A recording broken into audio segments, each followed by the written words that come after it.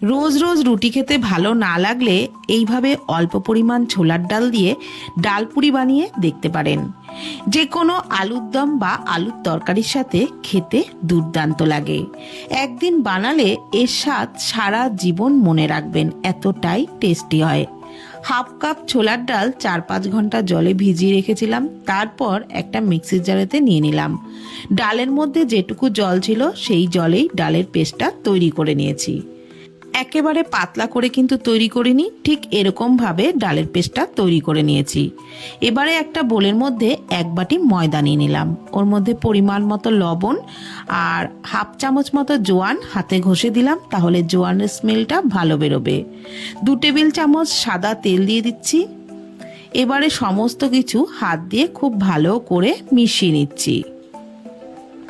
ময়ানটা খুব ভালো করে মিশিয়ে নেওয়া হয়ে গেলে অল্প অল্প জল দিয়ে ডোটা মেখে নেব। আর এখানে কিন্তু কোনো গরম জল বা ঠান্ডা জল ব্যবহার করছি না, নর্মাল জল দিয়েই ডোটা মেখে নিচ্ছি। ডোটা একটুখানি সফট করে মাখতে হবে। নর্মাল রুটি পাউডার জন্য যেরকম আমরা ডো মাখি তার থেকে সামান্য একটু সফট করে ডোটা মেখে নিচ্ছি। আর মেখে নেওয়া হয়ে গেলে অবশ্যই 10-15 মিনিট ঢাকা দিয়ে রাখতে হবে। ঠিক এরকমভাবে মেখে নিয়েছি। এবারে ঢাকা দিয়ে 10 থেকে 15 মিনিট রেখে দেব।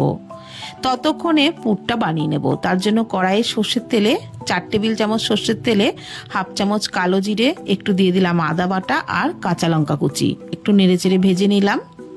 আদার কাঁচা গন্ধটা চলে গেলে দিয়ে দিচ্ছি ডাল বাটা। আর ডাল বাটা দেওয়ার পর গ্যাসের ফ্লেমটাকে কিন্তু লোতে রেখেই নাড়াচাড়া করে ভেজে নেবেন। আর ভাজবার সময়তে গুঁড়ো মশলাগুলো দিয়ে দিচ্ছি, পরিমাণ মতো লবণ, হাফ চামচ করে হলুদ গুঁড়ো, লঙ্কার গুঁড়ো আর একটুখানি চিনি দিয়ে দিলাম। এবারে সমস্ত মশলা দিয়ে ডালের সাথে নাড়াচাড়া করে একদম শুকনো শুকনো করে ভেজে নেব। তবে আরও একটা মশলা দেওয়া বাকি রয়েছে, যেটা না দিলে ডালপুরির স্বাদ একেবারেই অসম্পূর্ণ। সেটা হলো দিয়ে দিলাম হাফ চামচ ভাজা মশলা, জিরে, ধনে, শুকনো লঙ্কা শুকনো খোলায় ভেজে গুঁড়ো করে নিয়েছিলাম, সেটাই হাফ চামচ দিয়ে নাড়াচাড়া করে ডালের পুরটাকে একদম শুকনো শুকনো তৈরি করে নিয়েছি। এবারে ডালের পুরটা নামিয়ে ঠান্ডা করে নেব। আর এদিকেও 10-15 মিনিট হয়ে গেছে, ময়দাটা আবারও একটু মেখে নিচ্ছি। তারপর এর থেকে লেচি কেটে নিচ্ছি। লুচির থেকে একটু বড় সাইজের করে লেচিগুলো কেটে নিয়েছি। এবারে পুর ভরে নেব। তার জন্য এক একটা লেচি হাতে এইভাবে একটু পাকিয়ে গোল করে নিলাম। তারপর বাটির মতো শেপ দিয়ে নিচ্ছি। বাটির মতো শেপ দিয়ে নেওয়া হয়ে গেলে মাঝখানে ডালের পুরটা একটু বেশি করে দিচ্ছি, তাহলে খেতে খুব ভালো লাগবে। তারপর বাটির মুখটা এইভাবে খুব ভালো করে কিন্তু বন্ধ করে দিতে হবে, যেন বেলার সময় একটুও পুর বেরিয়ে না যায়। তারপরে হাত দিয়ে একটু চেপটে নিলাম। আর একইভাবে সবগুলোর মধ্যে আমি পুর ভরে নিয়েছি। এখন তেল দিয়ে বেলে নিচ্ছি। আর বেলার সময় কিন্তু খুব চেপে চেপে বেলবেন না, এইভাবে একটু আলতো হাতেই বেলে নেবেন। বেশি চেপে চেপে বেললে ডালের পুরটা কিন্তু বেরিয়ে যাবে। এইভাবে একটু আলতো হাতে সব পুরিগুলোকেই বেলে নিতে হবে।